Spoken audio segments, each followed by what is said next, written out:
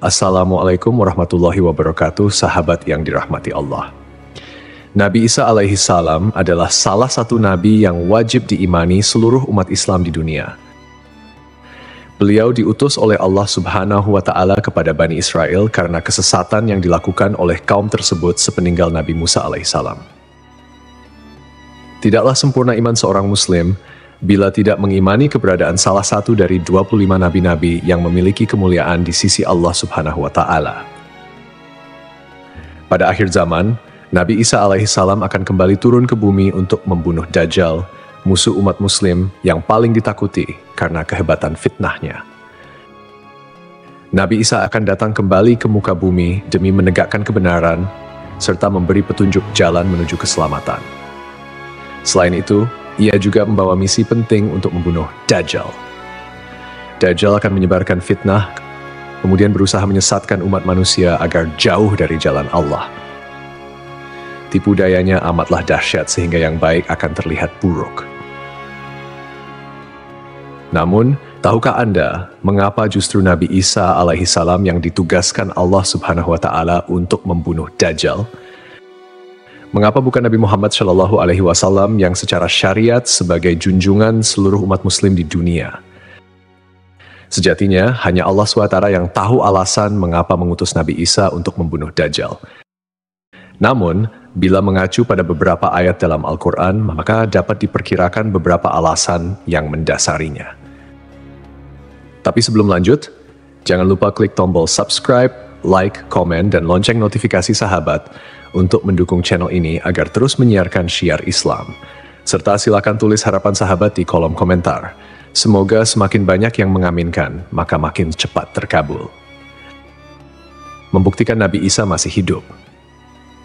Alasan pertama yaitu membuktikan bahwa Nabi Isa masih hidup. Bangsa Yahudi dan Nasrani percaya bahwa Nabi Isa dibunuh dan disalib oleh orang-orang Romawi. Namun, sebenarnya Allah Subhanahu wa Ta'ala menyelamatkannya dengan menggantikan peran Nabi Isa alaihissalam kepada orang yang wajahnya diserupakan dengan beliau. Sedangkan Nabi Isa alaihissalam sendiri diangkat ke langit atas izin Allah Subhanahu wa Ta'ala. Karena ucapan mereka orang Yahudi, sesungguhnya kami telah membunuh Al-Masih Isa putra Maryam, Rasul Allah. Padahal mereka tidak membunuhnya dan tidak pula menyalibnya, tetapi yang mereka bunuh ialah orang yang diserupakan dengan Isa. Ini sesuai dengan Al-Quran surat An-Nisa ayat 159 yang artinya, tidak ada seorang pun dari ahli kitab kecuali akan beriman kepadanya Isa sebelum kematiannya. Dan di hari kiamat nanti, Isa itu akan menjadi saksi terhadap mereka.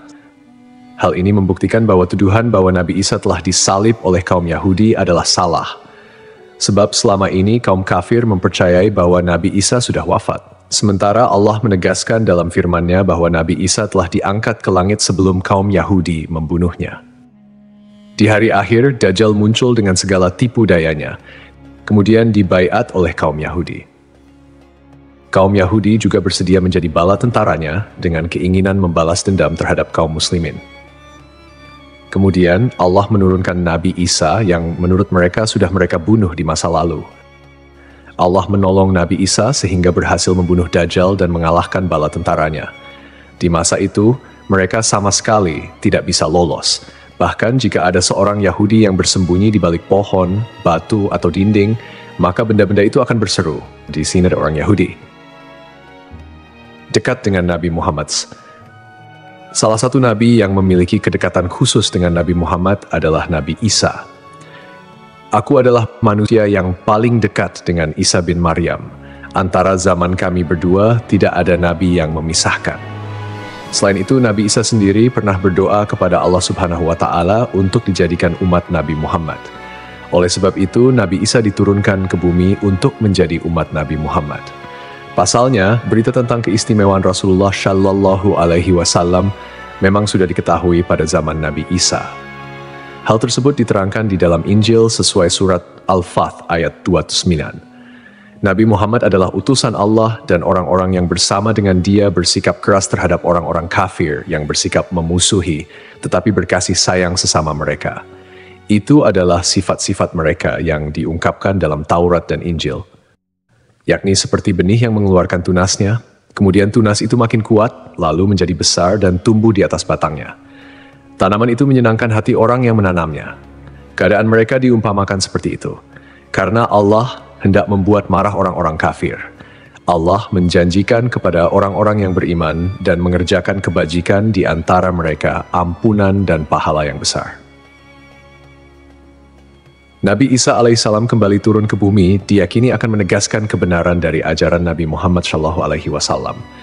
Tidak bisa dipungkiri bahwa saat ini banyak umat Nabi Isa yang tidak menerima ajaran Nabi Muhammad SAW.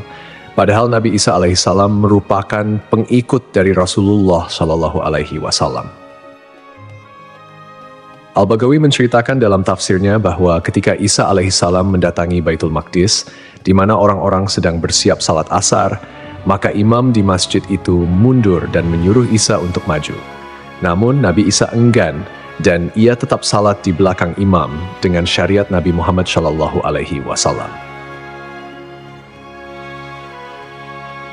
Menjalankan kewajiban jihad. Menjalankan kewajiban jihad sebagai kaum muslimin adalah tugas yang penting. Maka Nabi Isa diturunkan ke bumi untuk menjadi umat Nabi Muhammad. Keistimewaan Nabi Muhammad memang sudah diketahui sejak masa Nabi Isa dan diterangkan di dalam Injil sesuai surat Al-Fath ayat 29, yang artinya, Muhammad adalah utusan Allah dan orang-orang yang bersama dengan dia bersikap keras terhadap orang-orang kafir, tetapi berkasih sayang sesama mereka. Kamu melihat mereka ruku dan sujud mencari karunia Allah dan keridhaannya. Pada wajah mereka tampak tanda-tanda bekas sujud. Demikianlah sifat-sifat mereka yang diungkap Taurat dan sifat-sifat mereka yang diungkapkan dalam Injil. Saat Nabi Isa turun ke bumi, Dajjal sudah berada di tengah masyarakat dan memperdaya manusia. Sebagai kaum muslimin, Nabi Isa berkewajiban untuk berjihad melawan Dajjal dan bala tentaranya. Menjalankan kewajiban jihad.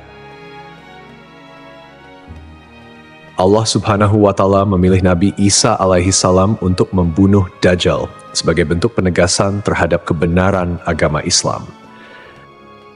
Sebagian umat Nabi Isa masih belum menerima ajaran Nabi Muhammad dan masih memandang Nabi Isa sebagai anak Allah Subhanahu wa Ta'ala, walaupun Nabi Isa sendiri menolak klaim tersebut. Nabi Isa sebagai nabi yang jarak paling dekat dengan Nabi Muhammad. Keduanya merupakan tokoh yang unik dalam perjalanan kenabian. Tidak ada nabi yang diutus oleh Allah Subhanahu wa Ta'ala di antara masa hidup Nabi Isa dan Nabi Muhammad.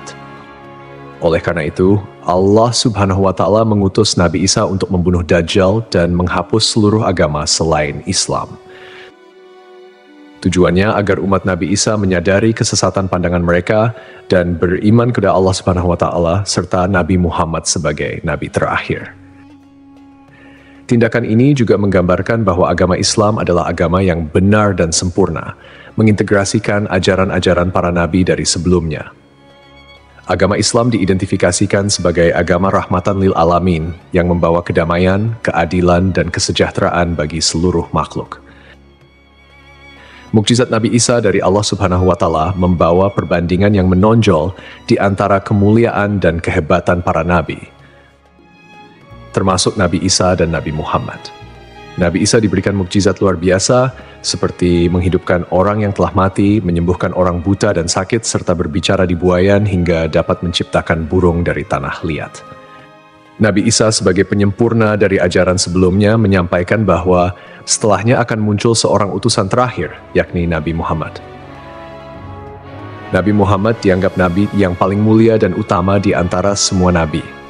Beliau dianugerahi mukjizat terbesar, yaitu Al-Quran, yang merupakan firman Allah Subhanahu wa Ta'ala yang tidak dapat ditiru ataupun diubah oleh siapapun. Selain itu, Nabi Muhammad juga memiliki syafaat, yaitu pemberian ampunan kepada umatnya di hari kiamat.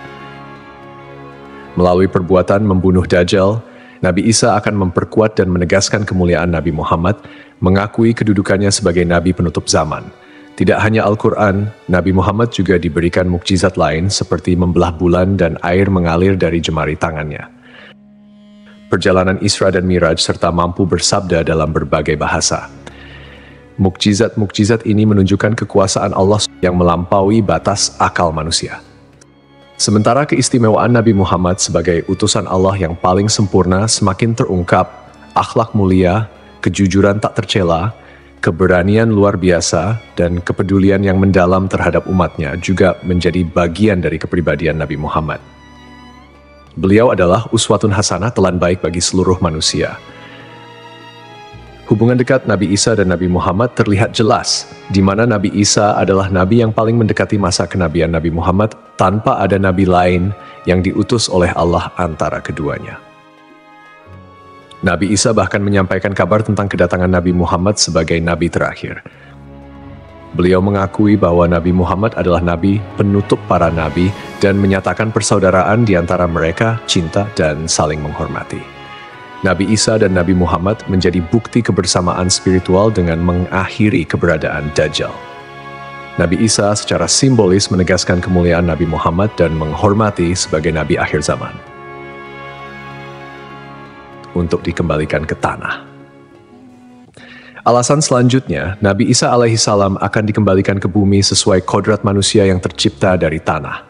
Hal tersebut sebagaimana yang dijelaskan pada surah H ayat 5 yang artinya, dari bumi kami menciptakan kamu dan kepadanya kami akan mengembalikan kamu dan daripadanya pula kami akan mengeluarkan kamu pada kali yang lain. Nabi Isa alaihissalam diturunkan ke bumi juga menandakan bahwa ajalnya akan tiba. Setelah wafat, Nabi Isa alaihissalam akan dimakamkan di tanah suci, lalu dibangkitkan kembali bersama manusia lain di hari kebangkitan. Mengenai lokasi makam Nabi Isa alaihissalam, terdapat perbedaan pendapat di kalangan ulama. Sebagian ulama mengatakan lokasinya terletak di Bait al-Maqdis, dan sebagian lainnya mengatakan akan dimakamkan bersama Nabi Muhammad SAW. Sebagai muslim yang beriman, tidaklah pantas bagi kita untuk membanding-bandingkan siapa nabi yang lebih hebat. Karena semua nabi yang diutus oleh Allah Subhanahu wa Ta'ala mempunyai tujuan yang sama, yaitu mengajak tauhid, mengagungkan kebesarannya.